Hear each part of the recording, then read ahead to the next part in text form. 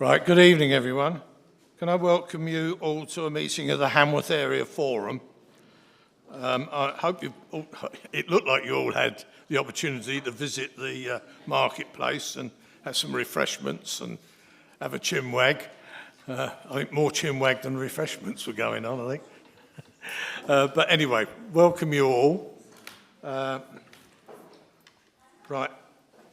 have we received any apologies for absence? No. No apologies. So I'm assuming that everybody was coming is here. Sorry.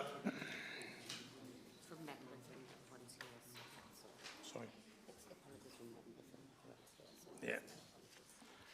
Okay, right, so I'll go. Can I, where am I? I've lost my place now. Right, can I have we received any apologies for this evening? No? I've done that, right. I ask members to agree the meetings and the minutes held on the 4th of December. There was a copy of that circulated. Does anybody will move the acceptance of those minutes? Approved. Yeah, okay, right. Well, I wasn't going to go page by page on it. No. Just for accuracy, just ask if you go through each page and see if anyone's got any. Yeah, I know, that's what I was asking. Yeah. Right, have all the members read the minutes? Yeah, and has anybody got anything arising from those minutes? No. Can't see any hands going up. Somebody's doing some very accurate writing here. What? No, okay, right, well, I know, but... Right.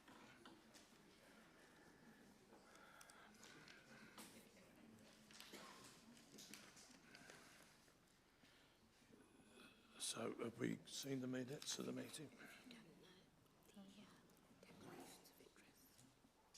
We've done the apologies, yeah. Right, okay, right. Hang on a minute. Right.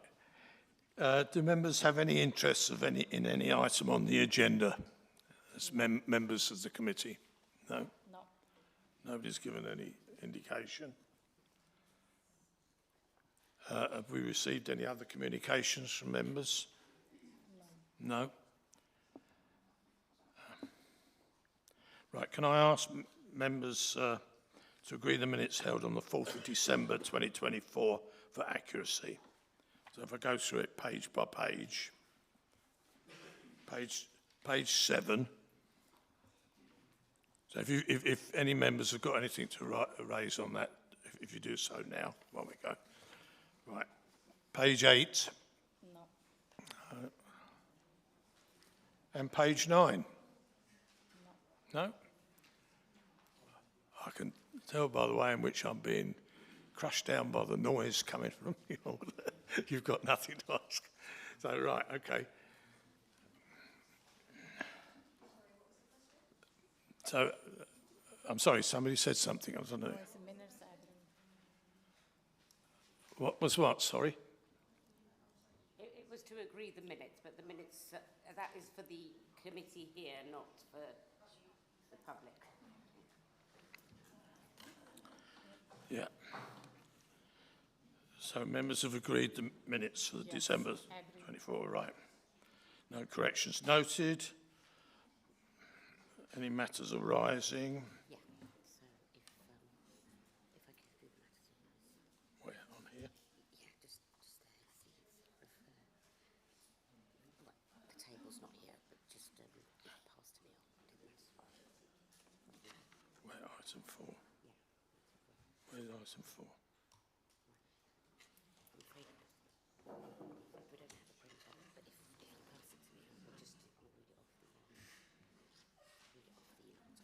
Okay, you're going to read it off. Okay. So this is matters arising from the agenda item 5, the open forum questions that were raised on the 4th of December. There were a number of questions on line bike operations within the borough, including abandoned bikes and bikes not parked in designated parking bays, causing issues for partially sighted and disabled residents, underused and empty designated bike bays, reducing available car parking spaces, restricted access to local shops due to reduced car parking spaces. And Councillor Cameron had provided an update on Lime Bike's review of Area 3, which is currently in progress, which covered many of the issues raised. The Community Safety Officer also raised the fact that they've been doing Lime Bike enforcement. Operations have been in place, and including prosecution if caught with a stolen e-bike, escalating fines for the user whose account was used to hire the bike when not returned to the right parking bay. If fined on 3 or 4 occasions, the account would be blocked. And the update on that is Councillor Cameron has another update on Lime Bikes, which he's going to give after we've done the matters arising.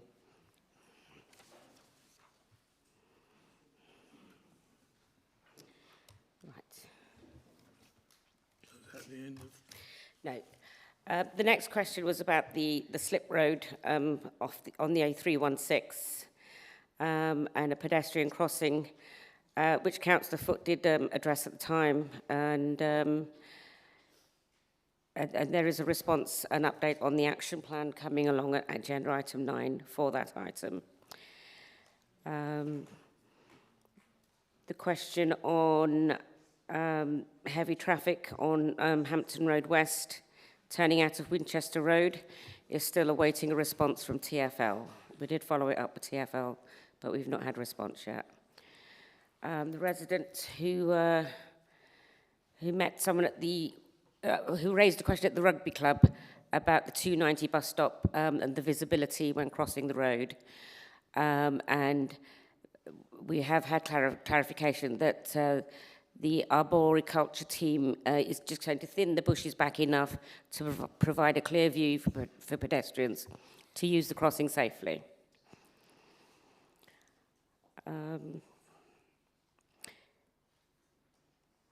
The signs for the walk signs on traffic lights, it was said at the meeting that the fault should be reported to the relevant authority for maintaining the road, which would be TfL or Hounslow Highways.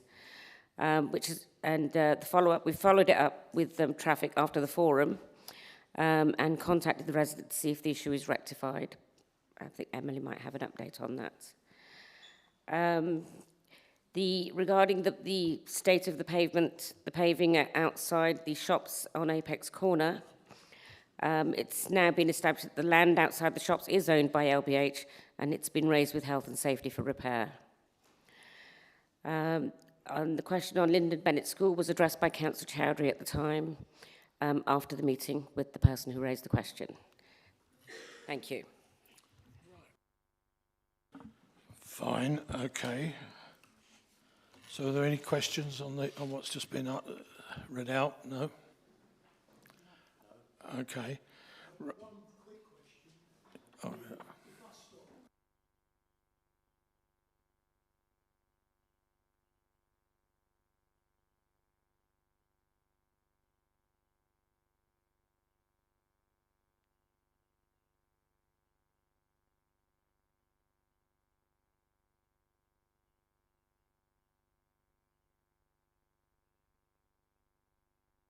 Sorry, they're going to thin the bushes so that there is a clear view across the road.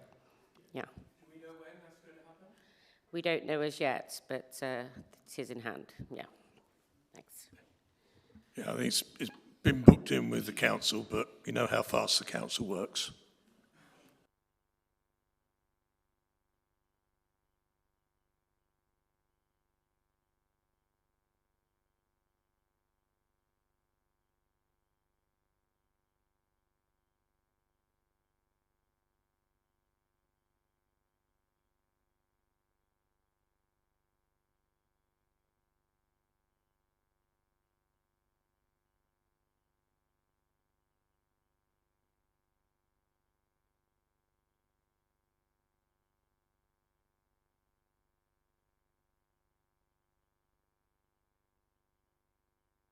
Okay, right.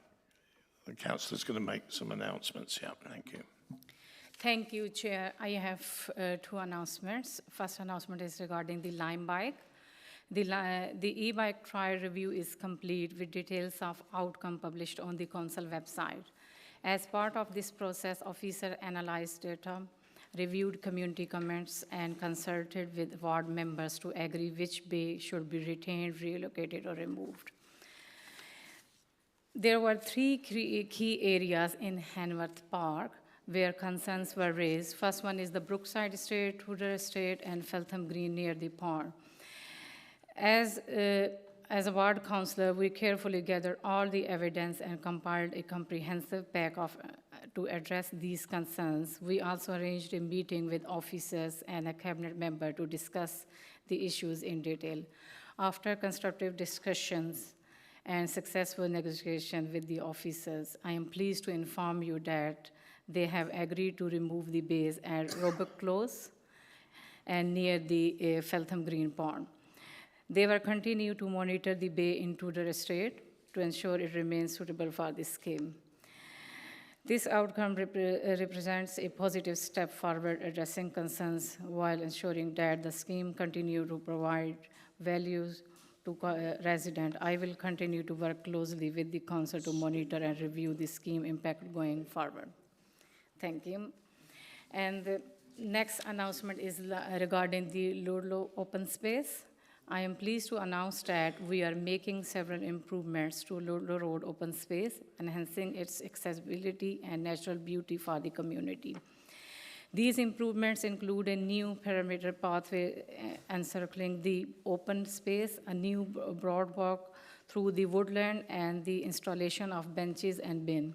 Additionally, a mass tree planting initiative is being carried out in collaboration with residents and local community groups. The first phase of the perimeter pathway has been completed, with the final layer set to be finished in the near future. As part of our greening efforts, a tree planting day was held on 25th of February, bringing together councillors, residents, and the Sea Scout community group led by our contractor Mandycroft. Volunteers worked together to plant 84 trees along the perimeter pathway, contributing to a greener and more inviting space for all. We look forward to completing these upgrades and creating a space that everyone in the community can enjoy. Thank you. Thank you. Right, has anyone got any questions of the councillor? I knew you'd get your hand up.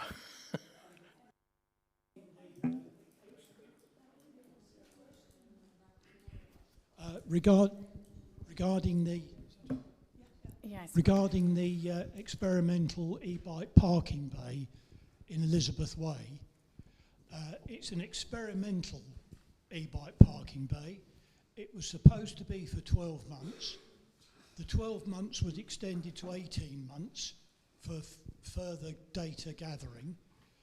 I now understand that as of the 7th of March, it's being made a permanent bay.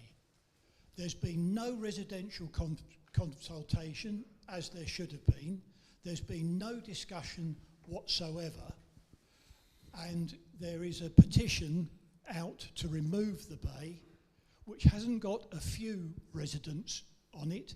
It currently stands at 75. And this petition ends on the 14th of this month.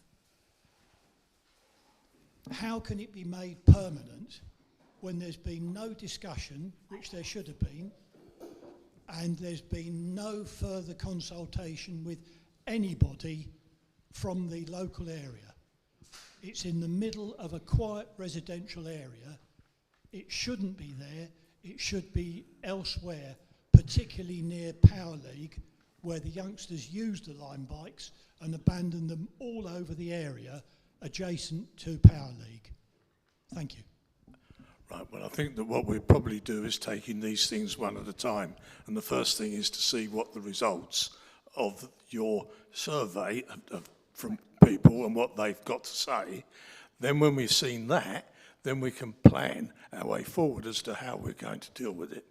But if at the moment, that's still live for another 4 days, I believe. Yeah, according to the dates. Yeah.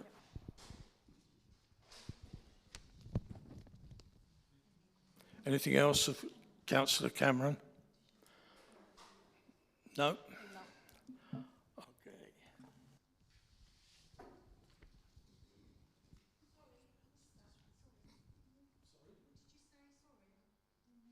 I said, was there anything more for you to ask of Councillor Cameron? Sorry, I can't see you, so I can't see if you're saying yes or no. Yeah, so what are you saying? You saying no or yes? She didn't hear it, that's it. Right, okay.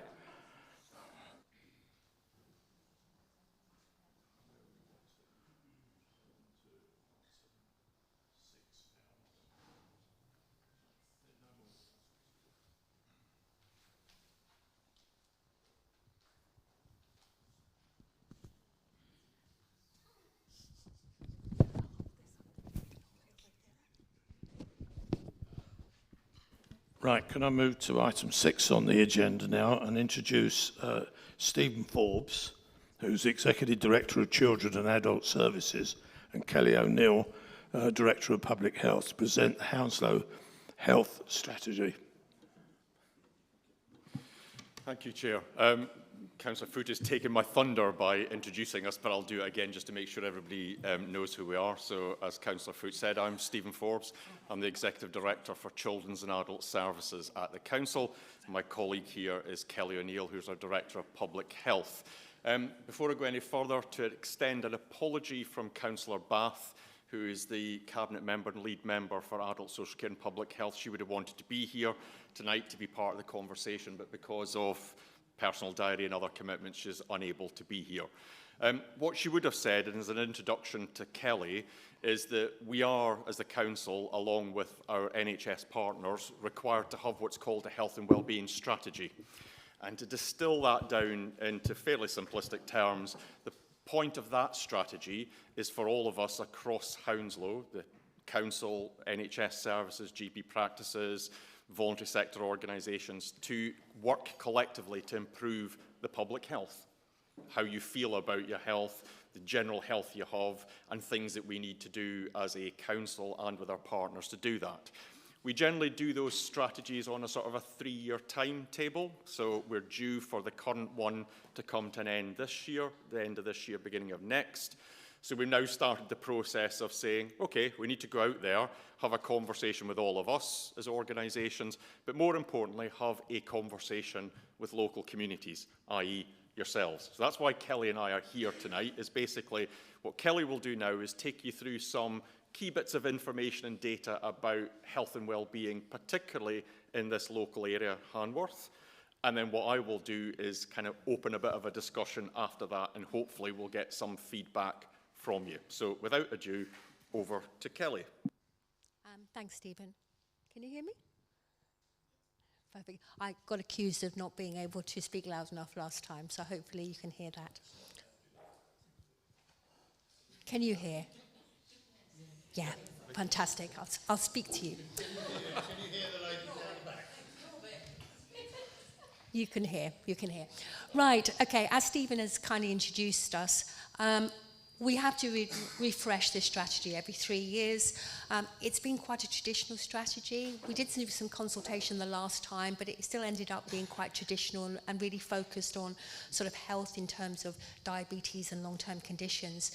So we wanted to come out and start the discussion with our residents a little bit earlier to ask, what does health mean to you, and what's important about health and well-being to people in Hanworth, and we're doing the same to all the other areas in the borough. So what you'll find is a piece of paper that's on your seat and some various colleagues around the room. So if after the discussion there is something that you want to comment on, please do. Please come and speak to me as well. And if you later have any thoughts that you think weren't properly represented, then just contact Jyoti afterwards. We've got plenty of time to really sort of consolidate all of the information that comes in. So the starting point is, I don't want you to think of health and well-being as the hospital, the GP, the dentist, and I know that people experience problems with all of those services, nationally and locally. But Rather, I want us to think about health and well-being as the communities we live in, the relationships we have with people, our friends, our families, those people that support us. And I suppose just in terms of the infrastructure, the thing that really drives health is not health services, but actually that prevention part, which is basically the life that you're born into, the life you grow up in, your adult life, and the area that you age in. So things like housing, education, good employment are really, really important, as is access to green spaces, the air, the quality of the air. And one thing that isn't mentioned on here, which is really important, is the amount of income you have. Okay, so there's no, I'm not going to pretend otherwise. The wealthier you are, the healthier you are. Okay? So that's a kind of a little bit of a busy picture, but essentially I just want us to think about health in the biggest and broadest sense, about relationships, about feeling included in society, and the environment and infrastructure around us. Okay, so what does the data tell us about Hanworth area? So these are just some headlines. So what we've done is we've compared Hanworth to the rest of Hounslow, so the Hounslow average. So in terms of overcrowded homes, fewer people live in overcrowded homes in Hanworth compared to Hounslow. And overcrowding is determined by, have you got really enough bedrooms for the number of people that live in your house? Okay, so fewer people, but it's quite marginal. In terms of central heating, only 1.9% of homes in Hanworth don't have central heating. It's relatively no number, but my worry is that those are the people that have lived here for a long time, older people in private properties. When we look at access to universal credit and universal benefits, there are significantly more people who are eligible for benefits. Benefits are based on low income and people who are and are given to people who are unemployed. So there are significantly more people. And then when we look at crime, levels of crime are lower in Hanworth compared to the rest of the borough.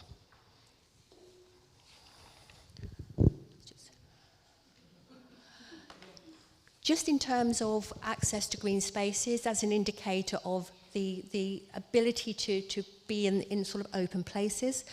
The average distance in Hounslow for people to be able to access a green space is just shy of 300 metres.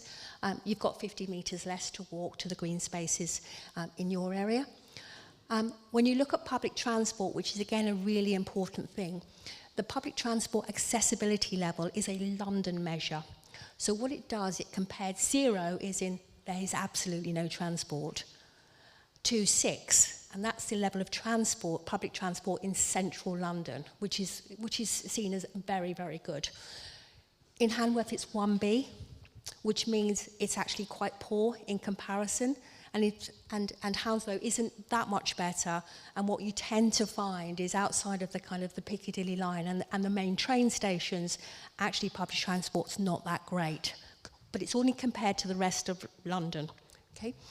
In terms of air quality, that's a really important thing, because obviously air quality impacts sort of long-term conditions like asthma for children and adults, chronic obstructive pulmonary disease, and really is very impactful in terms of cardiovascular disease, and is a really sort of an indicator in terms of dementia. Now, with these measures, you can't actually, the indicator is that you mustn't achieve over 40, but you don't want to get anywhere near 40. So when you look at the particulate matter, which is the liquids and the droplets that are in the air, the lower the better. Now, all of London is what we call an air quality management zone, which means none of London has good quality air. But in terms of Hanworth, it's pretty much the same as the rest of the borough. It's sort of 10.05, which means that the air quality isn't great. So there's a lot of work to be done in terms of improving that. And the same thing is about nitrogen dioxide. It causes things like shortness of breath and wheezing. And again, it's just slightly lower than the rest of Hounslow, but still the levels are a little bit too high. When we look, the next few slides are just a look at 3 stages of life: children, adults, and older people. And what we've done is that we've used the data that is recorded. Now, the caveat is here, it's based on good quality data. So sometimes when we record information about conditions, sometimes not all conditions are actually recorded correctly. But this will just give you an idea of comparability. So when we look at younger people, age 0 to 17, we tend to find, and the light colour bar graphs are Hanworth, and the dark colour is Hounslow in general.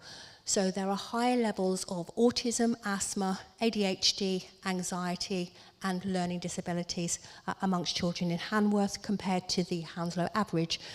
And we haven't put the data on for child healthy weight, but the top bar chart on the right-hand side is the first stage at which we measure children. So we do height and weight at 2 stages. One is in reception class when they've just entered school, and the second is at year 6. And across the country, that is a statutory requirement that we deliver. So you compare yourself to the rest of the country.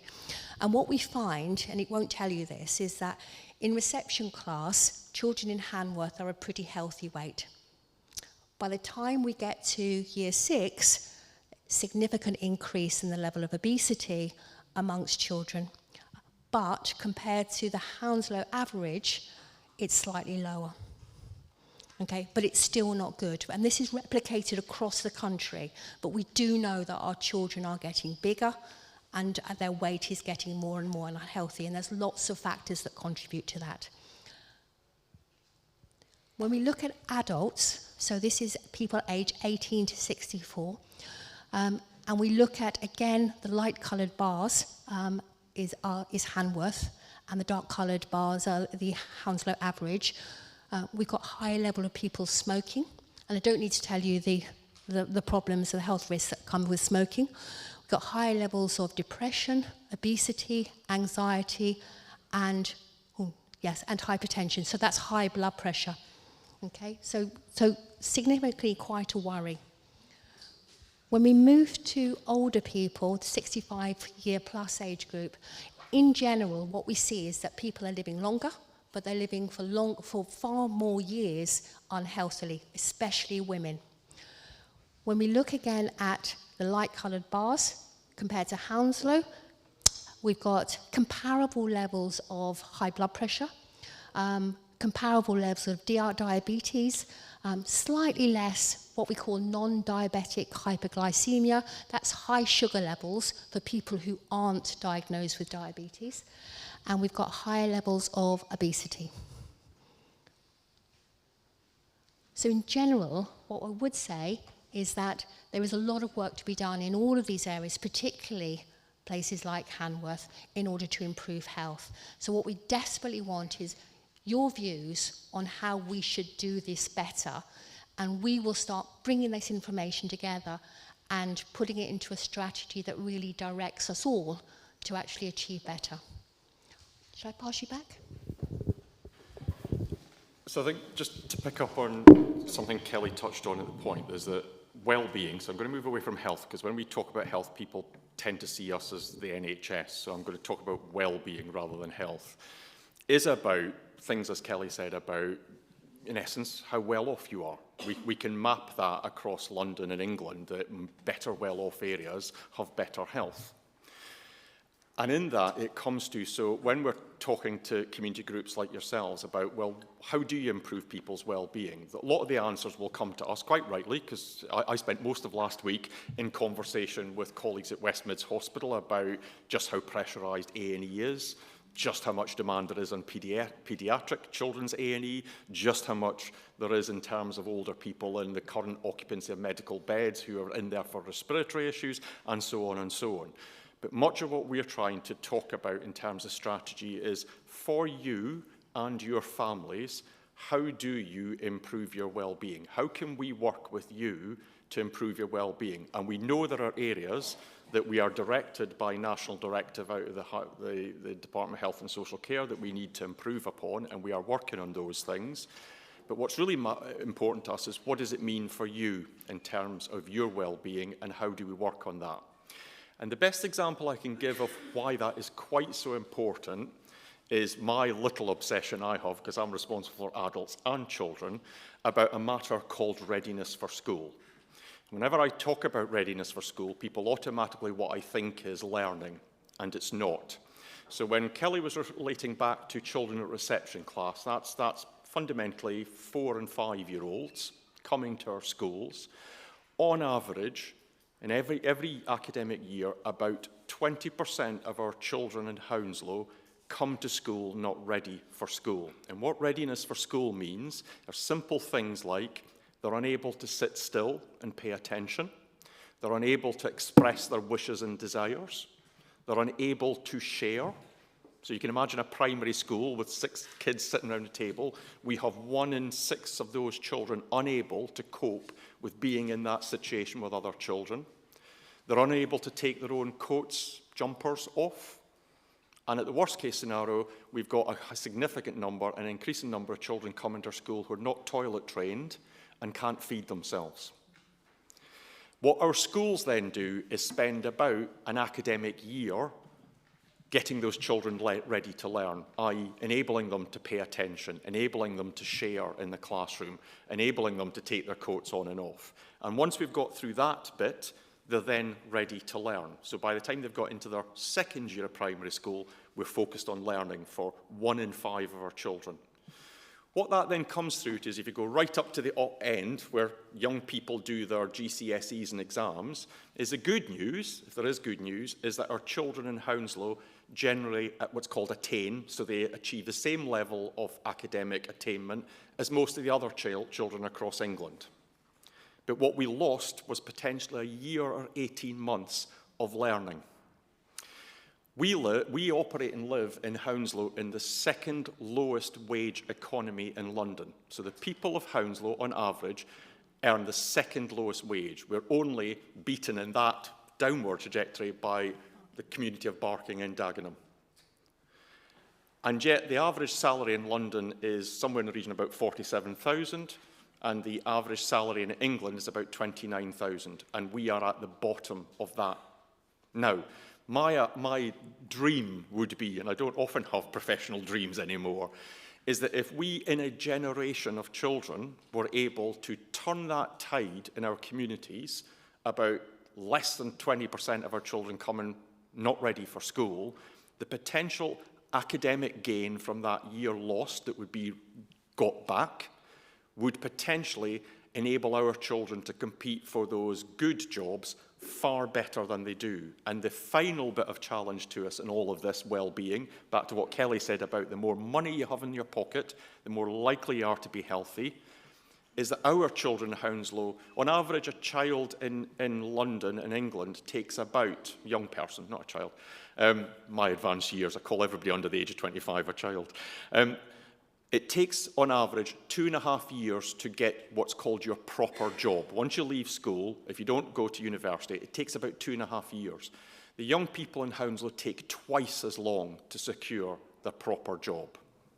So not only was there a disadvantage at the early years, there's another disadvantage that shows up at that age of about 21 to 25. So when we're talking about well-being, which is in essence people being better off so they can buy better food, they can live in better accommodation, they can do social things that improve their mental health, etc., it all goes back to what happens for those children who are presenting this September, 20% of them, 1 in 5, who are not ready for school. Now, you could say to me, well, you're responsible for education services, that's your job to sort. I can't go into every household. I can't go into every family. I cannot coach and encourage those parents and that extended family to prepare their children for school. We do a lot of that. So if you go into any of our children's centres and our family hubs we've got across the borough, you will see things happening. But what it needs is for that to be an issue for the community as well as us, that it's a community drive to improve that. So the question is, how do you prepare children for readiness for school? And it's all the things that you would kind of assume that we would all buy into about doing things that encourage children to learn to take their clothes on and off, to be able to express themselves, to form their words. So what I would do is, and it's an encouragement before we get into a question thing, is if you've got any opportunity to go onto the council's website, and there are some of these leaflets right at the back, colleague standing up there has got them, we have a fantastic app called 50 Things to Do Before You're 5. And it's 50 things that are, in general, completely free. It's simple things like dancing. Why is dancing quite so important to children aged 2, 3 and 4? Because it helps them control and develop their physiological strength. Core strength. So we have children in our schools who come in reception class who can't actually sit up because they haven't developed the core strength. Sitting up, he says, sitting like this, because I've been slouched at a desk all day, actually takes effort. It takes learning to sit up. You have to have the core strength to do it. Why would we encourage children to finger paint? Because when you finger paint, you can count 1, 2, 3, 4, 5. You also create a mark. You can have a conversation about the mark. You can have a conversation about the colour blue. Why is the colour blue different from the colour green? What happens if you mix those colours together? All of that is really important, and that isn't a service. That's how we support our children in our community to develop and be ready and to actually, hopefully, in 20 years, secure one of those good jobs. So that's what well-being means. It isn't a range of GP services, and it is, so for all those disease condition things that Kelly picked up, there are issues about accessibility in GP practices and appointments, etc., etc. But what we're more interested in is, from your perspective in the local community, when I talk about children's progression and attainment and children's well-being, it's what can we do locally that could make a difference. And at that point, I will stop, because I said what we could do locally would make a difference. That had a question mark on the end. And if you're happy, Chair, I will stop talking and we'll throw open to the floor for any questions.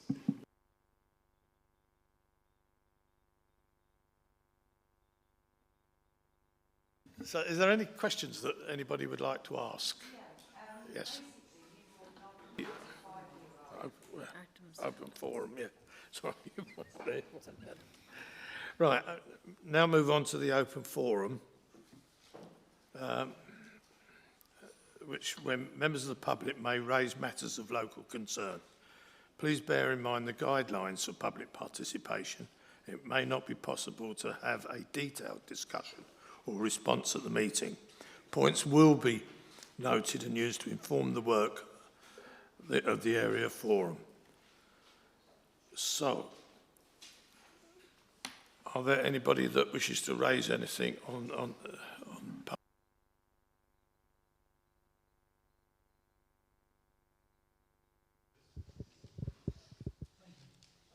Regarding the 375 metric tons of fly tipping put behind the Melbourne Clubbing Park Road in the old Lambton 360 and green space area, has anybody actually found it? Has anybody actually found out how much it costs to remove that amount of fly tipping? I'm sorry, that's never ever been raised with me before, so I can't give you an answer. I'm sorry, it hasn't. Yeah, you know. Yeah, thank you, Mr. Moore. It has been raised in the previous day, but we don't have actual figures. Freedom of information request because it came in at £63,500 to remove the fly tipping. All it needed was £5,000 of heavy-duty gates put in front of the area, and it wouldn't have cost £63,500 to remove the fly tipping. Well, I'm not in a position to comment on that because that's news to me, so I don't know. I don't know if any of my colleagues are aware of it.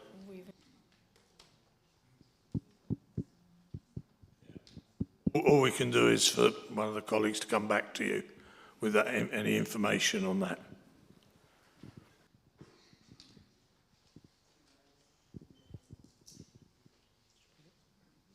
Hi, thank you. Can you hear me?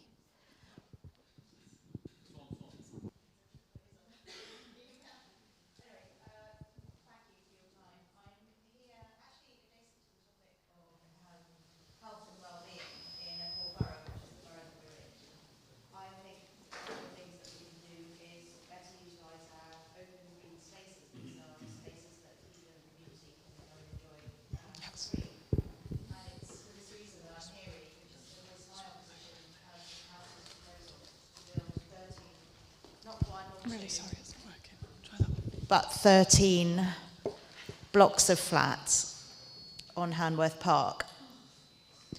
I can't understand it. I don't think this would happen in any other borough. I can't understand, I could not imagine this happening in Bushy Park or Richmond Park or by Chiswick Park House. 13 blocks of flats is astounding to build on a public park in Hanworth. I am concerned that my local area councillor said that he didn't know about this proposal. He was kind enough to come and see me and to walk into the park, presumably for the first time, to actually see what those blocks of flats would look like in real life outside of a meeting like this. He said that he thought it was about restoring Hanworth Park House to its former glory. He wasn't aware that in reality the main event will be that these huge blocks of flats will be built on the park and will, for a large number of people, obstruct the view of Hanworth Park House.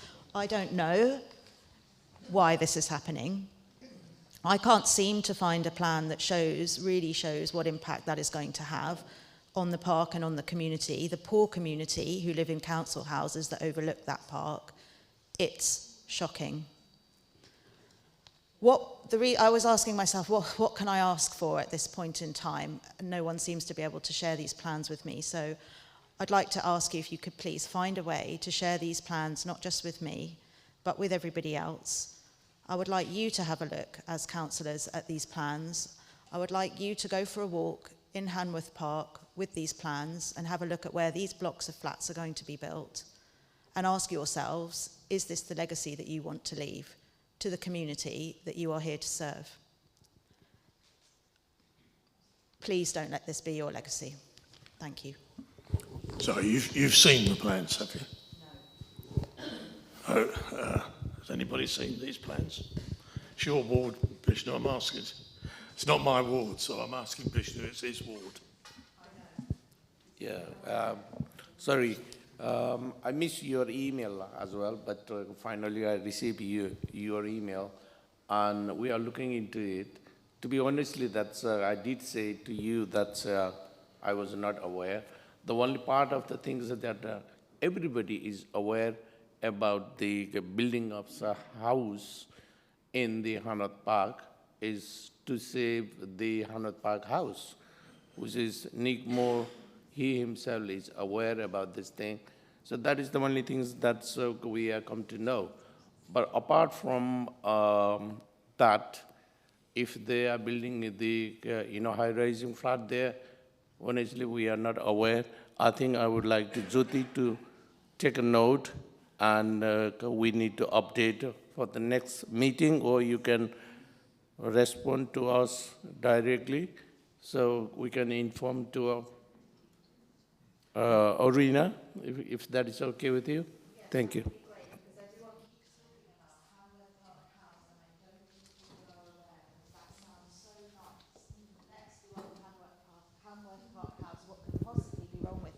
That's such a lovely idea, but I think people are so focused on that, they are not prepared for the number of blocks of flats that are then going to be built, and that will outweigh any benefit. It is not the legacy that we want to leave. It is an open area, it's a free space where poor people in the area can go, and I just think it is beyond shocking. It's disgusting. Thank you.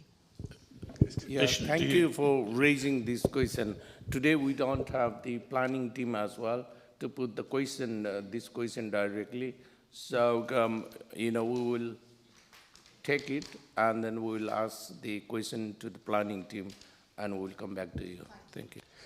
Can you, if you would give your address details, then Bishnu could get back to you directly with any information he's got. Thank you. Okay? Yeah. Excuse me, I was in a meeting, an area forum, over a year ago. It was in the summer, so it would have been 1.5 years ago, 1 3/4 years ago. And I raised this matter in, what's the place called? Hanworth Village? Hanworth Hall, was Hanworth Village Hall. And one of the, I mean, my question was, I thought it was done and dusted. Sorry, Maggie. My question was, I thought it had been done and dusted already. And one of the supporters of the whole scheme said no land would be taken outside the perimeter of the area on which the actual Hanworth Park house resides. I don't think that's true. I think he was lying to me because the person who did spearhead the petition against the whole thing, he saw the video, I emailed him, and I think it was a lie. I can't remember the person's name, but I also saw the council meeting, the planning meeting. It was approved. My understanding was, and I lost track, and I gave up, but everyone's waiting for the mayor to approve it or object. I thought it had already gone that far. I mean, I'm pleased they haven't started building on it yet, but I remember, I saw it live streamed, the meeting where it was actually passed, the planning meeting. So I'm astounded, no one knows what's going on. I am equally concerned to find that a lot of people who should know what is going up here, not to know what's going on up here, not to know what's going on. I understood there was to be a consultation in the spring. It is the spring. Is there going to be a consultation? Does anyone around this table know? Right, that's why I've said that if Vishnu gets your details, then he can come back to you. I mean, you know, it's not possible for a councillor to know everything that's going on. You know, you try to keep up to date, but it's not possible. I think so, if this meeting can focus on Lime bikes... I'm sorry, there's people talking around you, I can't hear. This meeting can focus on Lime bikes, then I think it can also focus on the biggest park that we have in Hanworth. I'm sorry, you've missed me there. I didn't catch what you were saying. Hanworth Park is a huge park. It's an important part of Hanworth community. If we have the ability to focus on Lime bike parking, then I don't see why it wouldn't be of equal or more importance to focus on Hanworth Park. Can I say, I was born in Hanworth, so, you know, I do know Hanworth Park. I played on Hanworth Park as a child some 70-odd years ago. So, you know, I do know, and I appreciate what you're saying. You know, so I know that as a child playing there. But as an adult, I also know it as a place where you can get and go and sit and be comfortable. And you know, and just let the weather come into you and let you think. Could I interject on this, please? Well, I'm sure you will, yeah. Yes. All the planning has been signed off by the Mayor of London, by the GLA. Everything has been signed off. There has been public consultation. There has been committee meetings. There have been public meetings. It's all signed off. It's not being built in Hanworth Park. It's being built on the land either side of Hanworth Park House. You haven't seen the plan that I've seen, which shows... I have. Which shows the apartments coming into the park in front of Hanworth Park. No. Well, then where's the latest plan? Online. Right, now you're talking, I understand now what you mean. It's further over towards the road. Is it the Forest Road development, or is it the one that's proposed where there are huge blocks coming in front of the house? No. It's either side of Hanworth Park House. But in front of as well? Into the park? No. Yeah. No.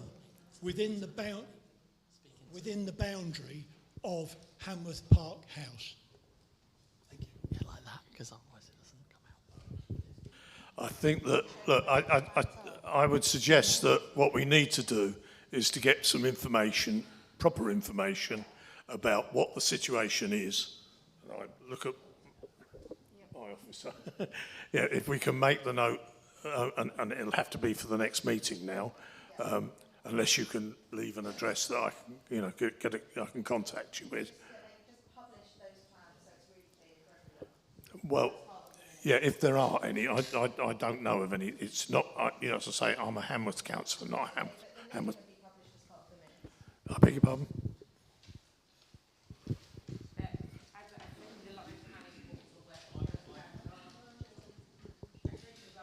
showed you the live planning portal where all planning applications are, and there's also the tab where all documents pertaining to it are published as well, including plans, and that would be where you'd find the plans. Can you put the link in the minutes, the specific plans to which I'm referring? Yeah. Okay. Right, anything further? Yes, Maria.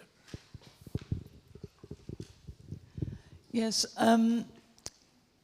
the corner of Queensway and Shakespeare Way, the pavement has been blocked off since before Christmas, and nothing seems to be done, and I just wondered what is going on. Queensway and where? Queensway and Shakespeare Way. Is that in Hanworth Park? Yeah, it's in Hanworth Park. Is it in Hanworth Is Park? is the same, Nick, the same email you keep on sending to the highways? You can hear now? I know about the issue and the highway, they are already dealing with it, but it's been, I think, 6 months or 1 year, yeah, they are dealing with it.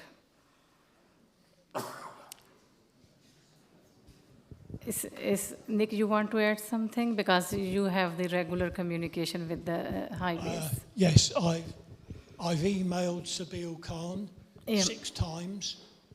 I've emailed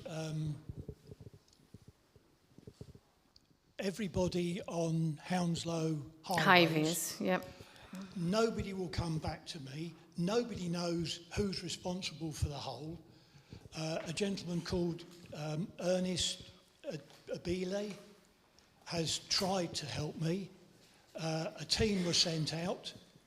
They literally looked in the hole and went away again. It's now 7 months since it was first reported, which I believe was either late July or early August last year. And I have 6 emails to Satbir Gill, Satbir, I think. Satbir, Thank you. yep. Yes, and I've copied both our local councillors in Yep. every time. Nothing has happened. The pavement is blocked off. If you're a wheelchair user or partially sighted, it's a nightmare because you have to walk into the road to get round this obstruction. Nobody wants to take responsibility. Nobody wants to deal with it. And as I say, it's now 7 months. And nobody's doing anything about it at all. Thank you. Are you able to deal with Yeah. it? Have you actually dealt with it? Yes, I did send an emails couple of times to Sabeel and the highways, but there is no update yet. But I will ask them again. If there is any update, I will let you know. Thank you. Right. Any other questions? No? Oh, yeah, the lady there. Yeah.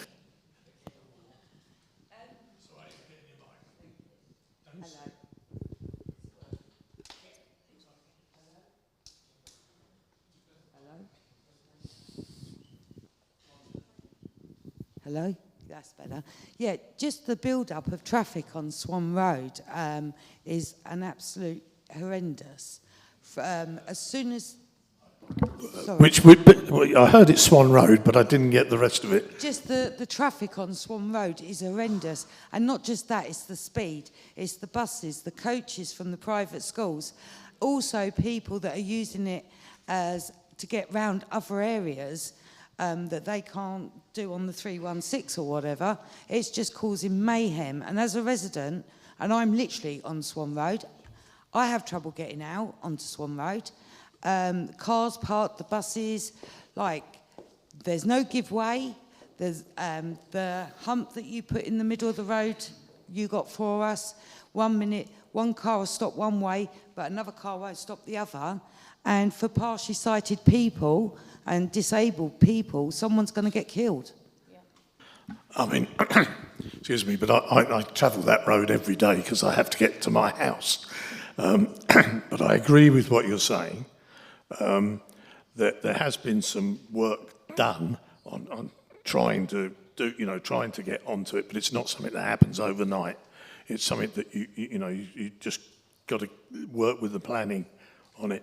But it's something that's been looked at. I mean, Swan Road, I raised complaints with London Transport, wrote to them personally about their buses, because they just hammer on down there. They don't stop for anybody. They really are dangerous. So I say, I was born and bred in Hampton Lane, so I only live round the corner from there now. Yeah. So I'm going up and down there. I can't get home without doing that. So I'm fully aware of it. I've raised it personally with the council, and we're looking into it. But at the end of the day, and that's the big question, is the buses that are going round to Hampton Grammar, the boys' school and the girls' school. Not rectory. I don't think they get people coming from out. What they are, these are children that are coming from out of the borough. Yeah. They don't live in the borough. They're being bought from way out of the borough. I mean, really out in the country, and they come in and they go to those schools. And what we've been asking for is there a way in which the buses, instead of coming round Swan Road and up Hampton Lane and round that way, whether they can't go up to the roundabouts, coming off the motor, because they come in on the motorway, come in on the roundabout and go round the back of the schools. Yeah. And I know that at least one school has access from the back. You don't have to come round into Hampton Lane or Hanworth Road or any of those. You can get round the back. I'm not getting any response from anyone at the moment, but it is something that I'm persevering with because, not just for the thing, I'm actually involved personally. That is daytime traffic. At night, those buses, the 111, it's outside my house. It goes up and down. It hits that drain, and even the end of Swan Road, they can hear it. It keeps you awake.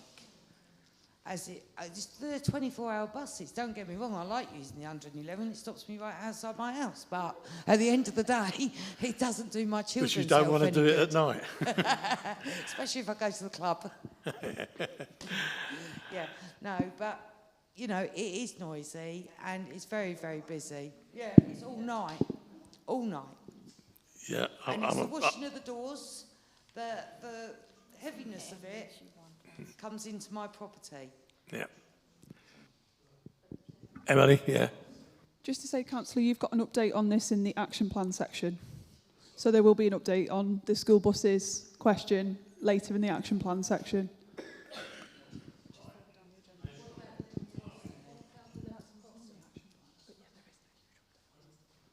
Okay, right, so we move on and we pick that up.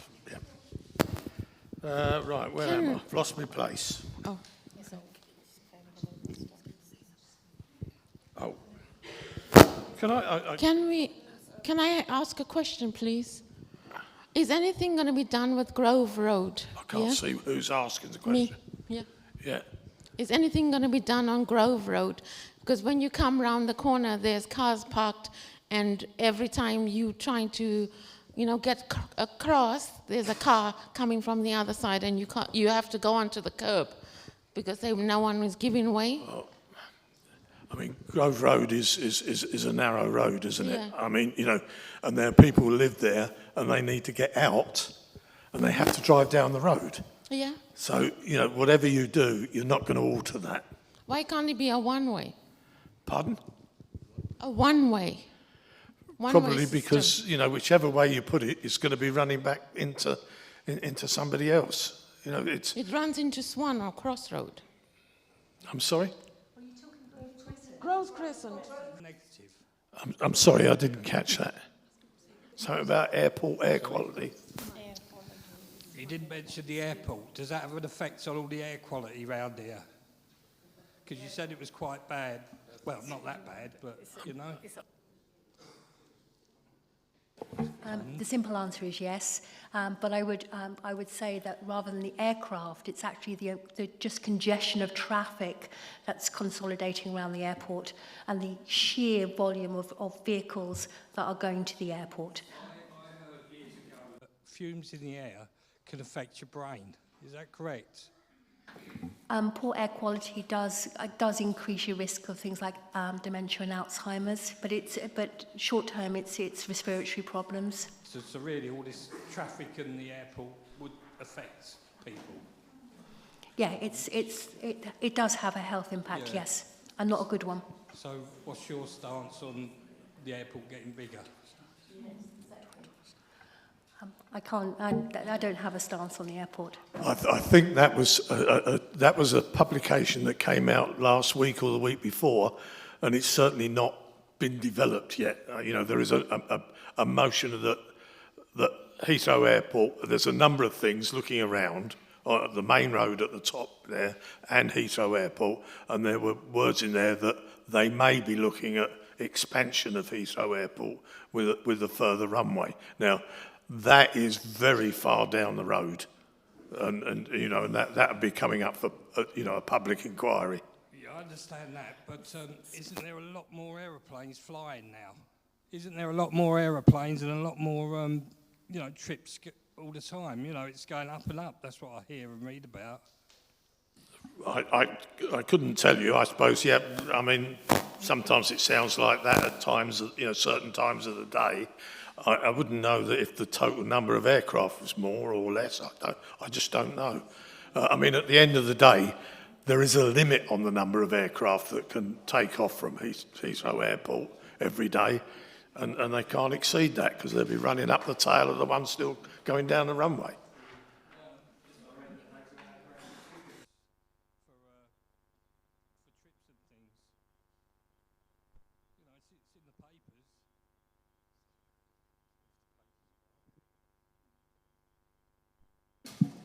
So again, just on the first thing you raised about your granddaughter, you and I can have a quick chat after the meeting if you want. Fine.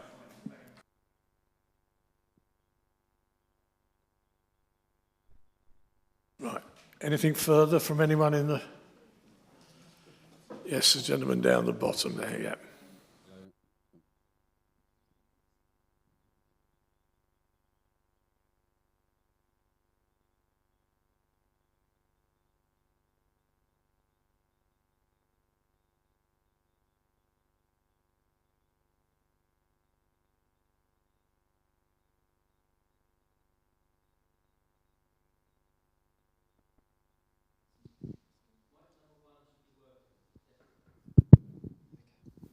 Hello. Tim Hurley from Hounslow Highways.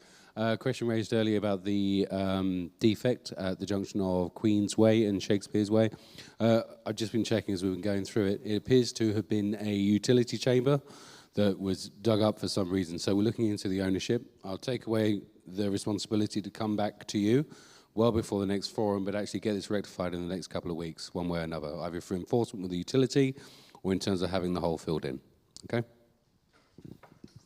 Yeah, thank you very much. I have to say I have had complaints to myself as a councillor about it, so I have already raised it on that level, but no doubt it's going round the circuit. Okay.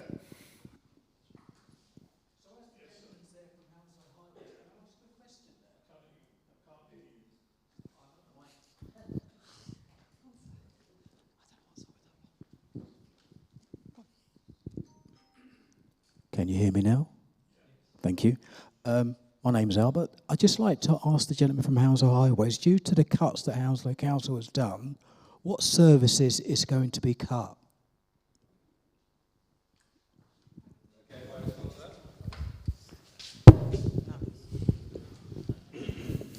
I know there has been various cuts put forward and some have gone through Cabinet, but there are currently no planned cuts to the services that we maintain. It was passed on the budget. There is currently no planned cuts to the services that we maintain. There could be further discussions, but at this point in time, I'm not aware, and I should be, because it's my responsibility, of any cuts to our services. We are looking at ways that we can find efficiencies and savings for the council, because it is a distressed time, but that's something we're working with them on, but there's currently no confirmed cuts. So the 25th of February, they did a council meeting to show cuts in Hounslow. Sorry, they had a meeting about cutting services. So one was Hounslow Highway Maintenance and Hounslow Highways, as well as street lighting as well. So yours is included in the cut. So I just wanted to ask you that question. Sorry, ask you that question. I can only give you the same answer. I am aware there were proposals put forward, and we are working with the council on finding ways of efficiencies and savings, but there is currently no... Your question was, is there any cuts in services? And I can tell you, at this point in time, there is no current cut in services that we provide. So, okay. I can only answer the same question the same way. I know. It doesn't mean there won't be further discussions, but like we say, what we don't want to do is cut the service to the community. We can find better ways of being more efficient or finding savings or income to offset the cuts that need to be put forward. But at this point in time, there is no cuts in services.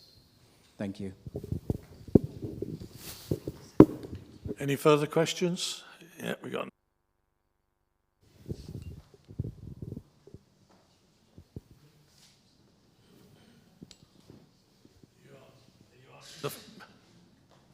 Are you using the microphone? I'm just holding it for the next. Oh, right. Okay, sorry.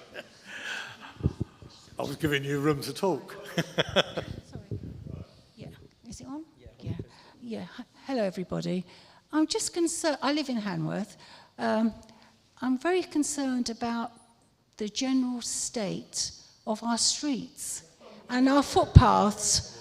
They look like dustbins. Sorry to say that. I mean, we're talking about health here, right? Little steps, and one of them is basic hygiene.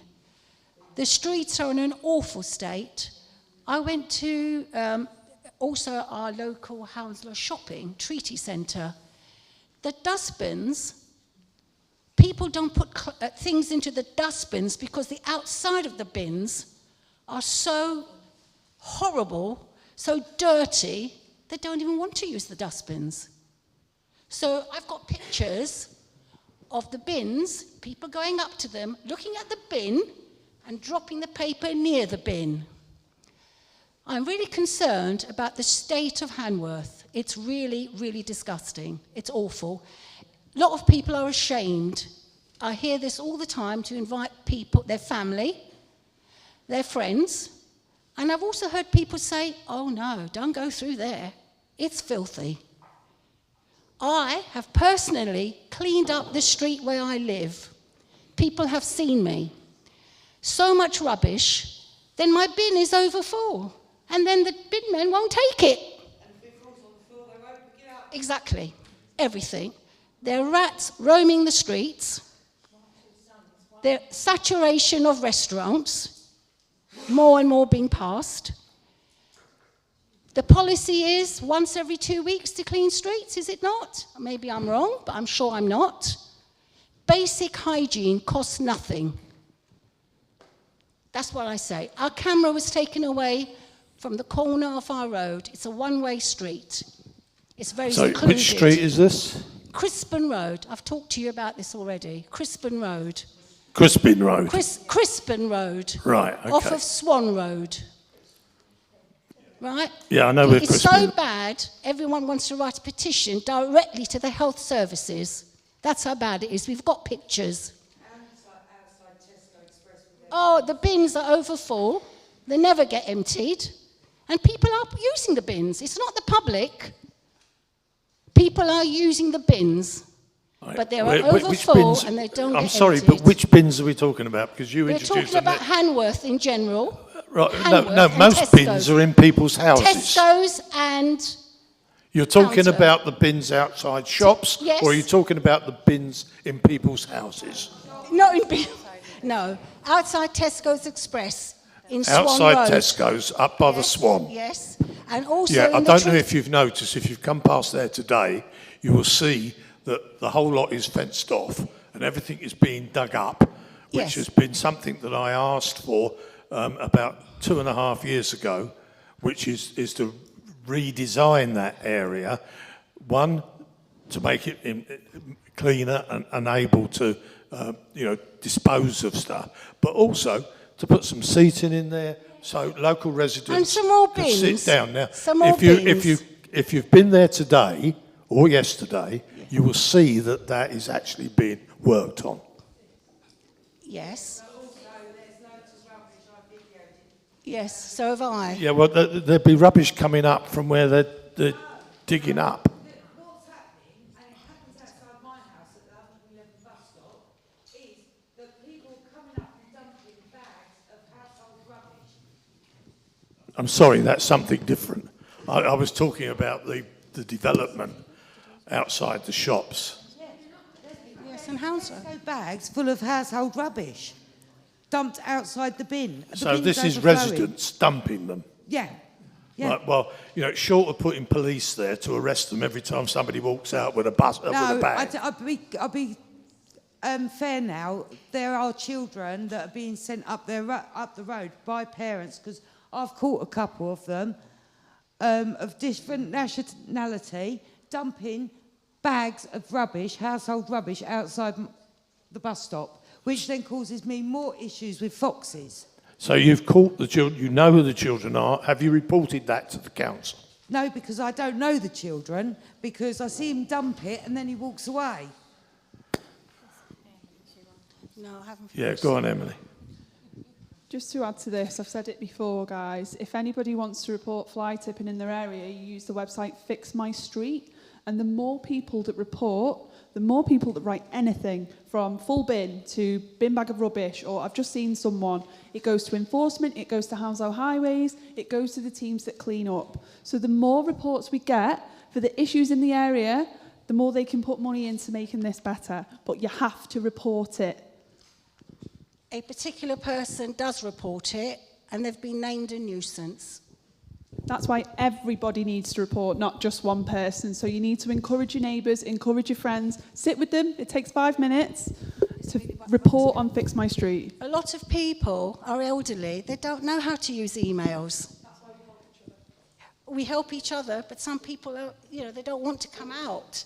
They moan, oh look, the streets Right, are dirty. I don't think that everybody is old and not able to use email. There are plenty of people who do use email and can use email, so we make sure that they report. It's no use going on to a small group of people who don't know how to use it and say that's why it's not being used. There's plenty of people who know how to use email. There's a lot of elderly people living in Hanworth. A lot.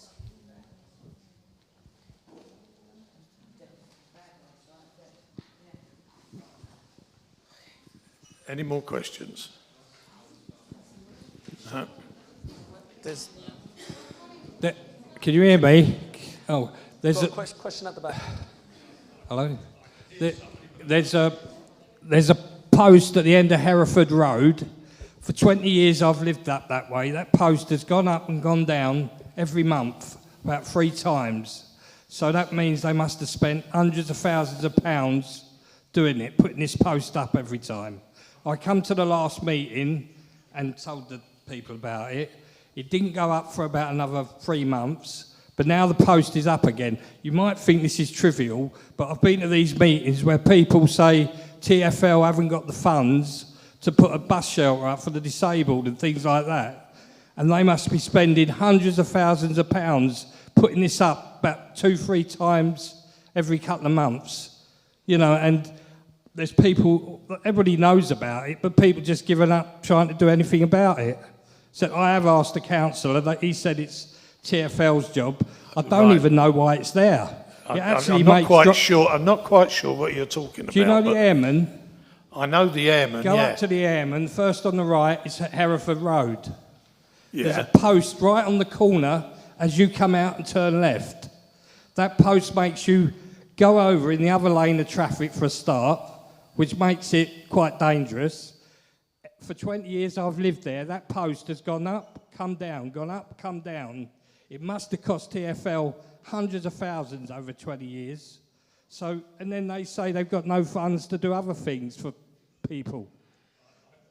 We can't talk about TfL. I mean, TfL is not Hounslow Council. I know, but... we've got no responsibility for them in that sense. Could you find out why it's there? What? Would you be able to find out why it is there in the first place? Well, if I had detail, I could possibly do it, but What do you mean details? What the detail of what I'm looking at and what I'm looking for? Well, I'm not going to take it now because we are now out of No, time. fine. It's just something I'd like to bring to your notice. Right, well, I would suggest that perhaps, look, you know, you can find my address on the council agenda. Yeah. Just drop me a line there with that information and I'll follow it up. Okay, then. All right? Yeah. Okay. Thanks. Thanks. Right, we've now reaching time. Anything that anybody wants? You look like are you shuffling to go or shuffling to say something? No, okay. Right, everybody okay? Anything that anybody's got to say that is absolutely stunningly urgent? If not, I'm going to send you all home. And we're in the school, so remember that, so I'm sending you home. But be careful on your way out, please. Everyone be careful and remain safe. Oh, have we? Oh, wait on. Sorry. Well, we went out of time. That's what Emily was telling me. We still have a meeting going on. It's not finished yet. We've still got action plans and... I'm sorry, there's just a couple of items to go if you'd like to hold on, thanks. Well, this one's, they're not here. Oh. Yeah, so Emily was going to... Emily? Community Spotlight.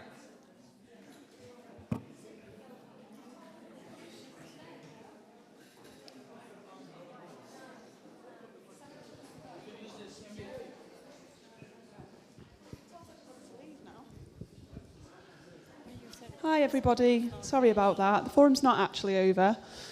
Can you give me the next slide, please, Gary? So unfortunately, Staines Rugby Club were due to join us tonight, but Steve, who was going to come, is unwell. So I'm giving apologies from Steve, but I just want to let everybody know what the Community Spotlight is. So it's an opportunity for any group or organisation or a group of residents to come and stand up at the front and tell us about something nice that they're doing in the community. So, for example, if you are a sports club, a youth club, a gardening club, whatever it is, if you're a group or organisation that would like 15 minutes of spotlight to tell us about what you do, how it can benefit the community, how you can get more people involved, you know, have a call for action. So do you need volunteers? Do you need funding? Do you need a bit of help? Do people just not know where you are in the community and you want to raise awareness? We want to hear from you.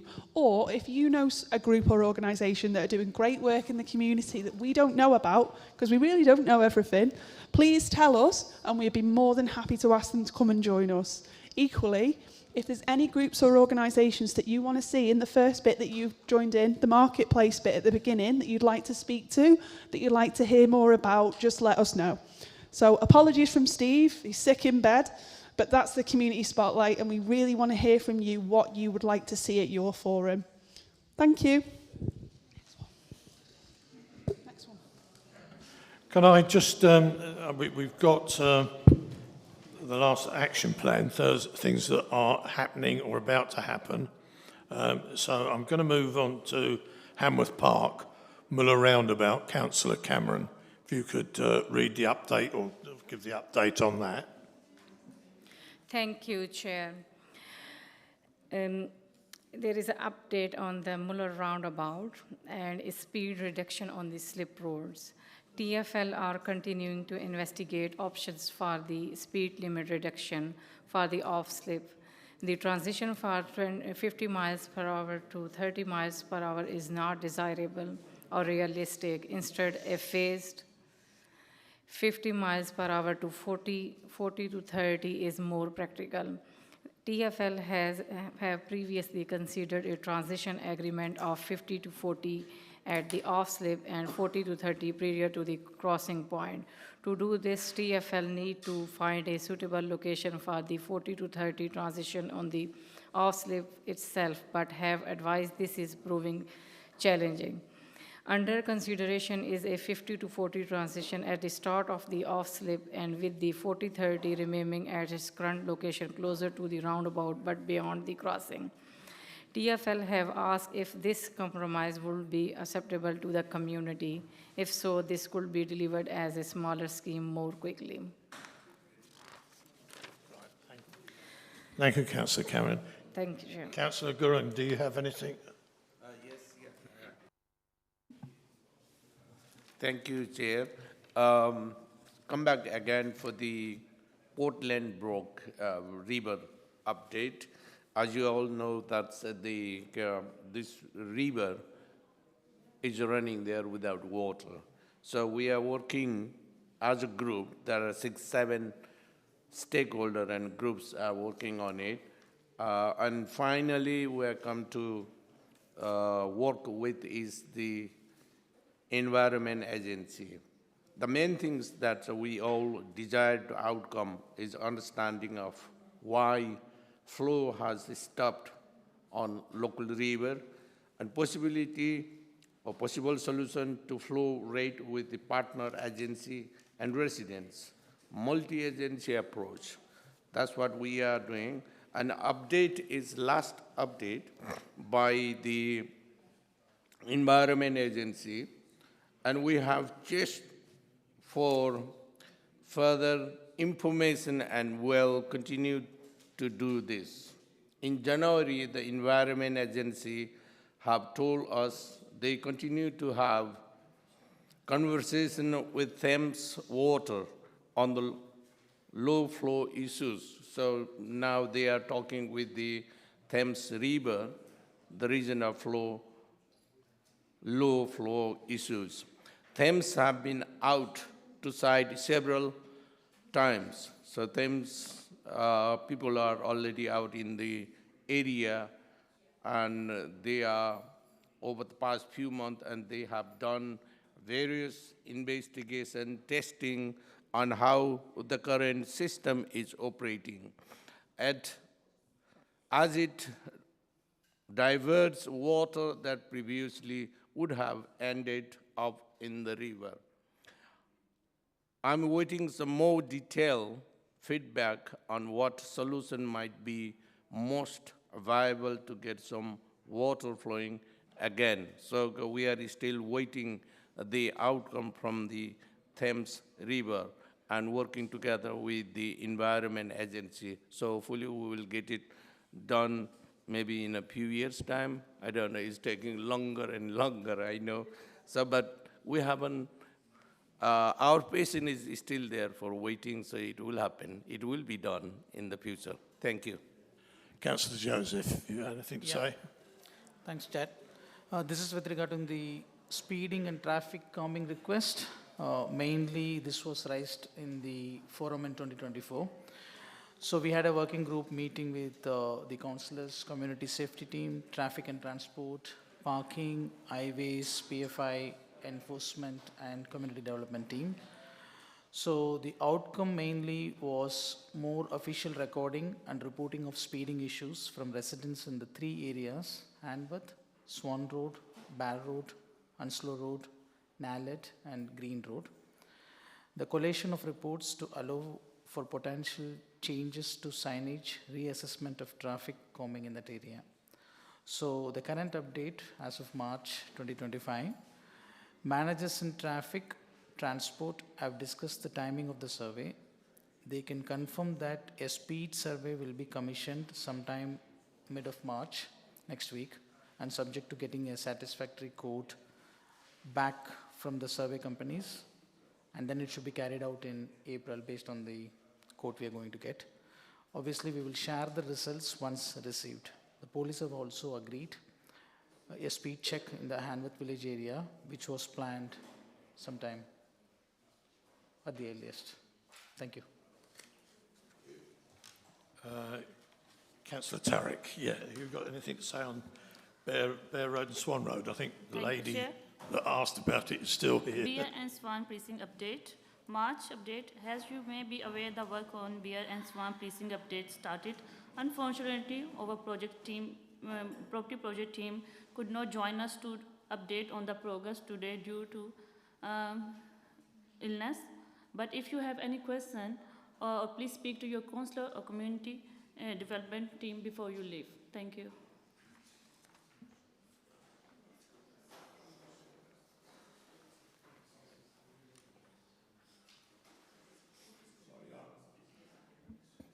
I've had an update on the school buses in Hanworth Village that I'm going to read out to you. At the end of February, a Transport Projects officer drafted up a letter to the coach coordinator of the Public Coach Limited, jointly owned by Lady Eleanor Hollis and Hampton School, which raises issue around road safety and congestion.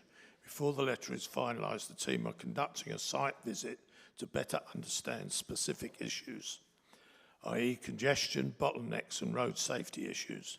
The team completed an afternoon visit on Monday the 3rd of March and will be doing a morning one, most likely on Monday the 10th of March. That's today. and we'll be doing one in the morning.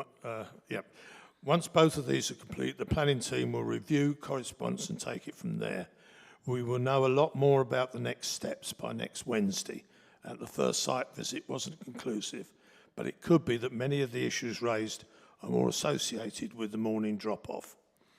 We will bring updates back to the area forum, and residents can seek updates on our Let's Talk platform for Hanworth by searching for Let's Talk Hounslow Hanworth or using our QR code. I think I've dealt with all of the paper on my desk. Thank you very much for attending. What have I got there? Date of the next meeting is the 21st of July at 7:30. Here, is it? Yeah, it's here. This is the venue. But thank you very much for attending tonight, and thank you for your questions that have been asked. Normally we told we should not be keeping it the last week of the, I don't know why they're just again maintaining it. I'll just check with them. Yeah, that's